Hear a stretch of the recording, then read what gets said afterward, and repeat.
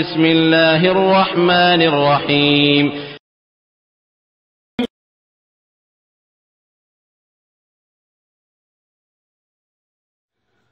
আসসালামু আলাইকুম রহমতুল্লাহি ওয়া বারাকাতুহু। একদিনই ভাই প্রশ্ন করেছেন, তার নাম্বার হলো 7694। তার প্রশ্ন হলো যে রাসূলুল্লাহ সাল্লাল্লাহু আলাইহি ওয়াসাল্লাম নবুয়ত প্রাপ্তির পূর্বে কোন ধর্মে ছিলেন।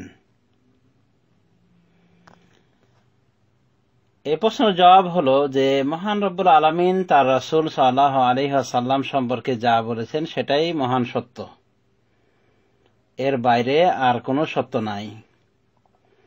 আল্লাহ রাব্বুল আলামিন তার রাসূল সাল্লাল্লাহু আলাইহি ওয়াসাল্লাম সম্পর্কে এ বিষয়ে কয়েক স্থানে উল্লেখ করেছেন। যেমন আল্লাহ রাব্বুল আলামিন সূরাত দুহার ভিতরে বলছেন, সূরাত দুহায় তিনি বলতেছেন ওয়া ওয়াজাদাকা দাল্লান ফাহাদা, আর তিনি আপনাকে পেয়েছেন পথহারা, অতঃপর তিনি আপনাকে হেদায়েত দান করেছেন। এখানে আল্লাহ রাব্বুল আলামিন স্পষ্ট ভাষায় তাকে বলেছেন যে উনি পথহারা ছিলেন, মানে জান্নাতের কি পথ উনি চিনতে পারতেন না, তো পথহারা তাকে বলা হয়েছে। পক্ষান্তরে সূরাত শুরার ভিতরে আল্লাহ বলতেছেন মা কুনতা তাদরি মাল কিতাব ওয়াল ঈমান, আপনি জানতেন না কিতাব কি আর ঈমানই বা কি, তার মানে কিতাব এবং ঈমান সম্পর্কে তার কোনো ধারণা ছিল না। সূরাত শুরার 12 নম্বর আয়াত। এখানে আমরা বুঝতে পারলাম পথহারা হওয়ার রাসূলুল্লাহ সাল্লাল্লাহু আলাইহি ওয়াসাল্লাম যে নবুয়ত প্রাপ্তির পূর্বে পথহারা ছিলেন, সে পথহারার ব্যাখ্যা সেটা কিভাবে আমরা বুঝলাম। মা কুনতা তাদরি মাল কিতাব ওয়াল ঈমান, আপনি জানতেন না, অর্থাৎ হে রাসূল আপনি জানতেন না কিতাব কি এবং ঈমান কি। তার মানে ঈমান সম্পর্কে তার কোনো ধারণাই ছিল না। আমরা এই দুই আয়াত থেকে এটাই প্রমাণ পেলাম যে আল্লাহ রাব্বুল আলামিন তার রাসূল সাল্লাল্লাহু আলাইহি ওয়াসাল্লামকে পথহারা হিসেবে পেয়েছেন এবং তিনি তাকে পথের সন্ধান দিয়েছেন, সঠিক পথের, অর্থাৎ জান্নাতের পথের। আর সেটা হলো ইসলামের পথ। আর সূরার ভিতরে তিনি স্পষ্ট বলে দিয়েছেন মা কুনতা তাদরি মাল কিতাব ওয়াল ঈমান, আপনি জানতেন না কিতাব কি আর ঈমানই বা কি। তো এই হলো রাসূলুল্লাহ সাল্লাল্লাহু আলাইহি ওয়াসাল্লাম বিষয়ে কথা।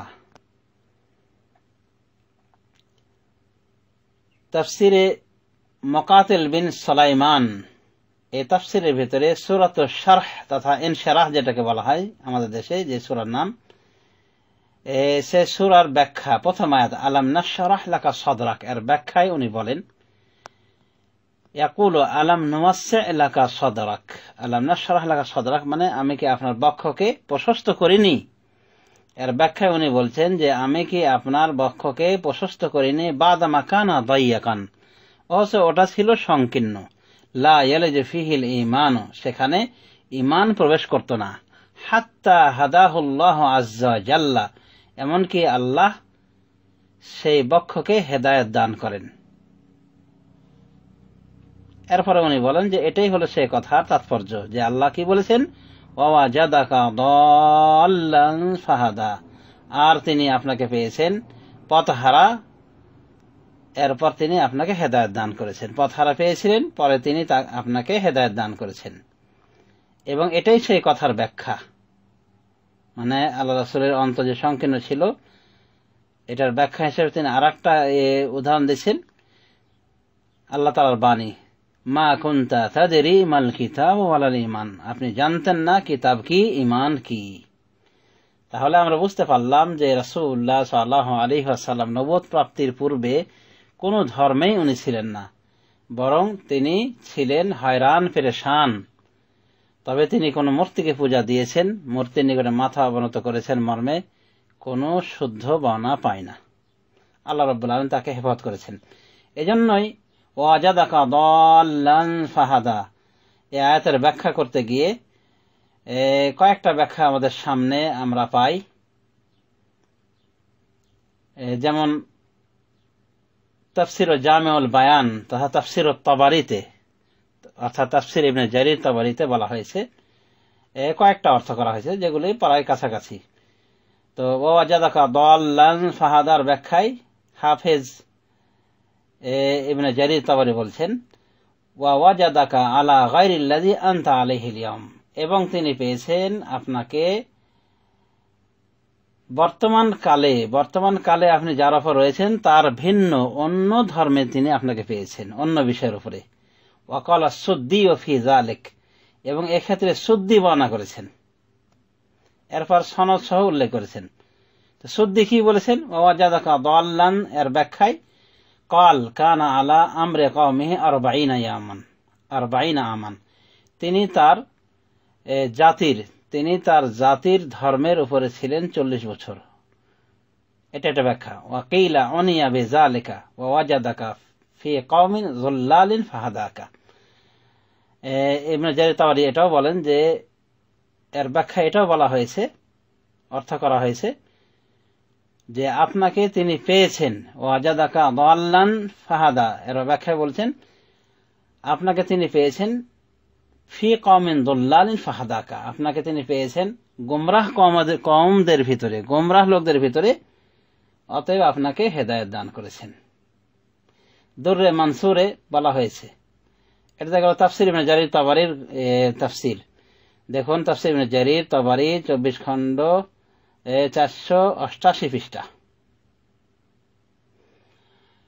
হ্যাঁ, আর তাফসিরে দুররে মানসুর যেটা ইমাম সুয়ুতির, সেখানে উনি কি বলছেন একটা ব্যাখ্যা ওয়াজাদাকা দাল্লান ফাহাদা, এর ব্যাখ্যা তিনি বলছেন ওয়াজাদাকা বাইনা দাল্লিনা ফাস্তানকাযাকা মিন দালালাতিহিম, তিনি আপনাকে পেয়েছেন গোমরাহ লোকদের মাঝে, অতএব আপনাকে তিনি রক্ষা করেছেন তাদের জলালাত হতে, তাদের গোমরাহি হতে।